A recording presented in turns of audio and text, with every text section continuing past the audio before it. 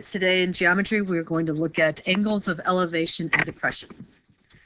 Trig's connection to measurement places it in the learner's manuals for a wide variety of professions.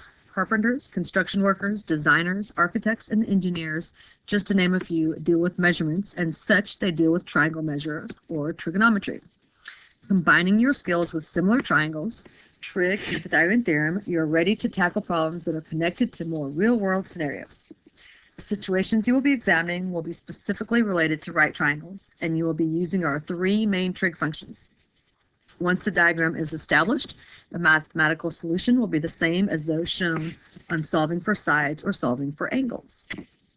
So let's recall the three trig functions we'll be using. Recall that the sine of theta is equal to opposite over hypotenuse. The cosine of theta is equal to the adjacent side over the hypotenuse, and the tangent of theta is equal to the opposite side over the adjacent side. Now there are two new vocabulary terms that we need to know for the application problems. The very first one, the angle of elevation. The angle of elevation is always measured from the ground up. It is an upward angle from a horizontal line, and it is always inside the triangle. You can think of the angle of elevation in relation to the movement of your eyes. You are looking straight ahead and you must raise or elevate your eyes to see the top of a tree. When trying to remember the meaning of an angle elevation, think of an elevator that only goes up. So in this diagram, we see that we are standing here at our angle X that we're trying to find. It says X marks the angle of elevation of the top of the tree as seen from a point on the ground. So this is where we're standing. We are looking up to the top of the tree. So this is our angle of elevation. The next new vocabulary word is the angle of depression. Angle of depression is always outside the triangle. It is never inside the triangle. It is a downward angle from a horizontal line. You can think of the angle of depression in relation to the movement of your eyes. You are standing at the top of the lighthouse and you are looking straight ahead. You must lower or depress your eyes to see the boat in the water. So again, this is where we're standing. This is where we're standing on the top of the lighthouse. We have to look down to see the boat. And so this is our horizontal. This is the angle of depression. It is outside the triangle, the right triangle that we have formed. Okay. Notice how the horizontal line and the angle of depression is parallel to the ground level. The fact that horizontal lines are always parallel guarantees that the alternate interior angles are equal in measure. In the diagram, the angle marked X is equal in measure to the measure of angle BAC. Simply stated, this means that the angle of elevation is equal to the angle of depression. So if we look back up here, remember we know that we've got parallel lines here. This line and this line are parallel. With parallel lines come alternate interior angles, and we know that alternate interior angles are congruent. So this angle X would also be this angle X down here. They would be the same. If I was standing down here at the boat looking up to the top of the lighthouse, that's the angle of elevation. So the angle of elevation and the angle of depression will always be equal to each other. One's inside the triangle, one's outside. So it tells you when solving a problem with an angle of depression, you need to find the measure of an angle that's inside the triangle. You have two options. Option number one, find the angle inside the triangle that is adjacent or next door to the angle of depression. This adjacent angle will always be the complement of the angle of depression, since the horizontal line and the vertical line are perpendicular. Remember that complement means adds together to equal 90. So in the diagram at the left, right, here, this is where we're standing. If I knew that my angle of depression was 38 degrees, then I could find this angle by doing 90 minus 38, and that gets me 52. Okay? So then I would have said that the tangent of 52 is equal to the opposite side, X, over my adjacent side, 40 feet. Okay? Or option number two, I can utilize the fact that the angle of depression is equal to the angle of elevation and label the angle down here as 38 degrees. So option two, I'm going to take that 38 and put it inside my triangle down here. Then if I'm standing down here, now I have my adjacent side and my opposite side. So now I would have the tangent of 38 degrees is equal to 40 over x. Notice that in both of these examples, we got the exact same answer, 51 feet. Okay, so it does not matter which one you do, if you find the complement of the angle of depression, or if you put it inside your triangle as the angle of elevation. All right, so let's work some of these problems. So example number 1, it tells us a nursery plants a new tree and attaches a guy wire to help support the tree while its roots take hold. An 8-foot wire is attached to the tree and to a stake in the ground. From the stake in the ground, the angle of elevation of the connection with the tree is 42 degrees. Find to the nearest tenth of a foot the height of the connection point on the tree. Okay.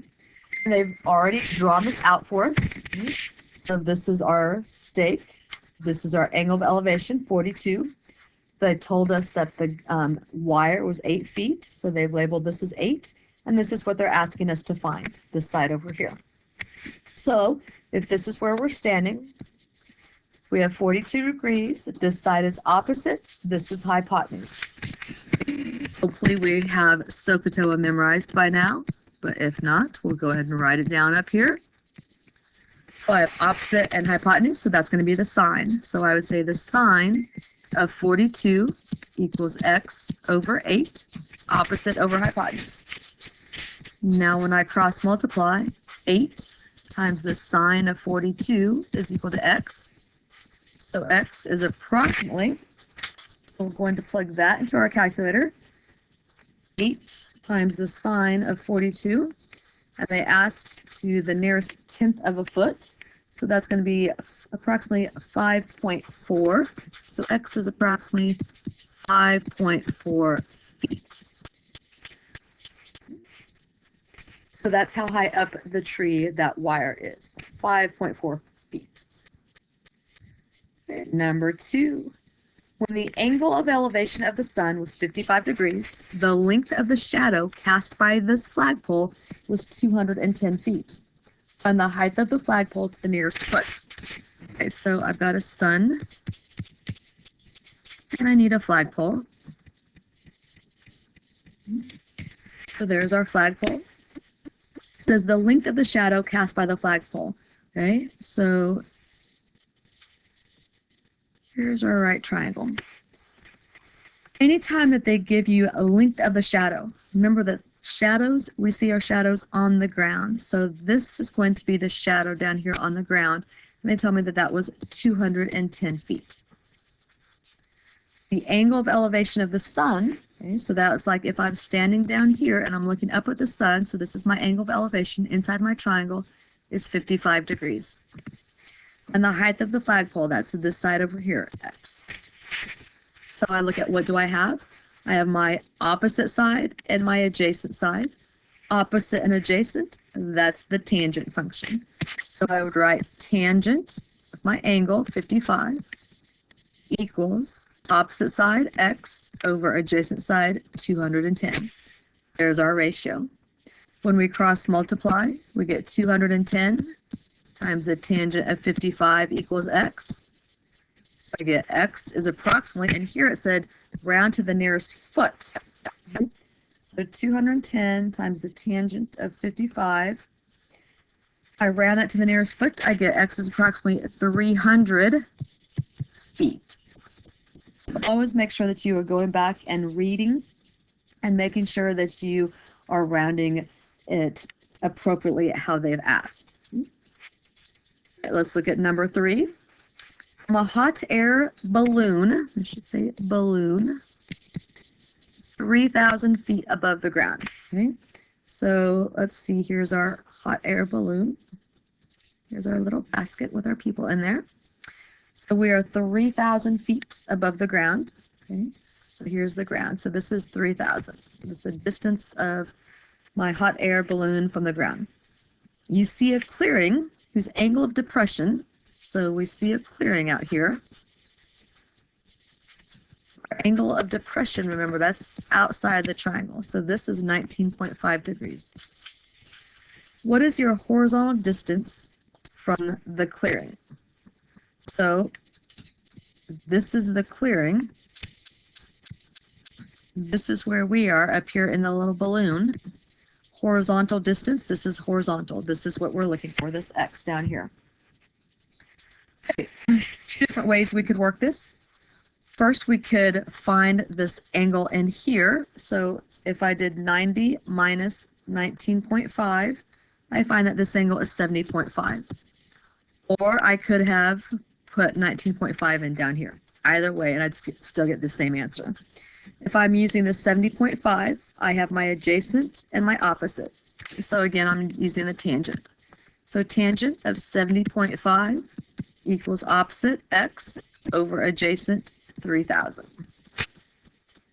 Cross multiply, so I get 3,000 times the tangent of 70.5 equals x. X is approximately, it didn't tell us how to round, so we'll go to the nearest tenth. So 3,000 times the tangent, 70.5, gets us 8,471.7.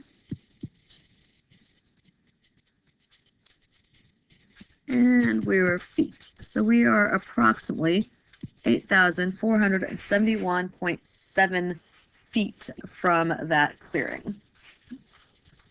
Let's look at a few more examples. So number 4, a ladder leans against a brick wall. The foot of the ladder is 6 feet from the wall. So here we see our ladder, our wall, 6 feet from the wall, so 6 feet. The ladder reaches a height of 15 feet on the wall, so this is our 15 on this side. Find to the nearest degree the angle the ladder makes with the wall, so that's this up here. So this time we're trying to find the angle. So if this is where I'm standing at that angle, I have my opposite and my adjacent. So again, I'm using tangent. So this time it's tangent of x equals opposite 6 over adjacent 15. So remember that in order to get the tangent to the other side, this is the inverse function. So x equals tan inverse 6 divided by 15. And it says to the nearest degree. So x is equal to, or approximately, let's see, tan inverse of 6 divided by 15. I get 21.80, so I would round that up to approximately 22 degrees. My units here are degrees since it's an angle that we found. So you see that we can use angles of elevation depression where we're finding the angle as well, just like when we were finding the missing angles in our triangles before. So now we just know that the angles that we are finding are either called an angle of elevation or an angle of depression. All right, let's look at one more example, number 5. From the top of a fire tower, a forest ranger sees his partner on the ground at an angle of depression of 40 degrees. So here we are at the top of the fire tower. We see our partner down here. This is our angle of depression, 40 degrees. If the tower is 45 feet in height, so this is our 45 on this side, how far is the partner from the base of the tower? So how far are we down here? And again, I can either put that 40 down here or do 90 minus 40 and get 50 degrees up here. Either way, I'm going to get the exact same answer, okay? So let's go ahead and just say, okay, we're standing down here and we're going to use the 40 degrees down here. So this is my opposite, this is my adjacent. So again, tangent. So tangent of 40 equals opposite 45 over adjacent x. So this time when I cross multiply, I get x times the tangent of 40 equals 45. X isn't by itself on this one, so I have to divide by the tangent of 40. And I get x is approximately, so, and this is to the nearest tenth of a foot.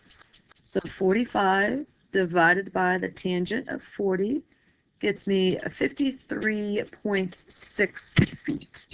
So x is approximately 53.6 feet. Okay, so that is angles of elevation and depression. Our homework will be the angle of elevation and depression worksheet. It's all word problems. Okay. You will need to make sure that you draw your picture out, label everything, and use the correct ratio depending on sine, cosine, or tangent on what you have labeled. Make sure that you read the problems several times so that you are rounding correctly, and don't forget your unit.